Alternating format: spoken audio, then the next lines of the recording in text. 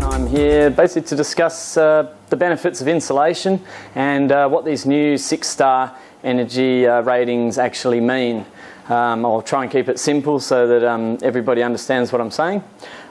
Essentially, every few years that goes by, the ratings are going to keep going up the way they have. We saw 5-star come in and then 6-star where we're at now.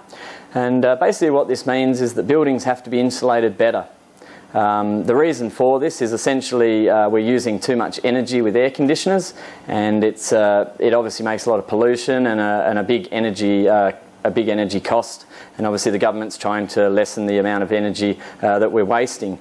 So these are actually the biggest changes in building that we've had in 40 years that are going through at the moment, and essentially every building that's built in Perth now has to pass 6-star energy. Now this means that it goes to an engineer who's trained just on energy efficiency generally, and everything has to be compliant to this 6-star requirements. It involves the size of the windows, double glazing, because obviously most of the heat is actually lost in a building through glass.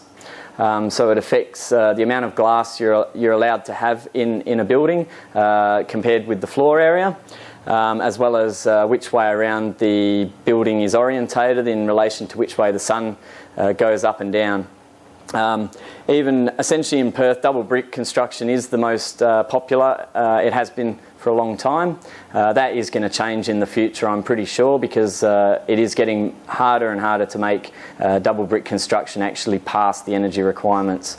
And as they get up to 10-star, it's going to be a big challenge to make that happen.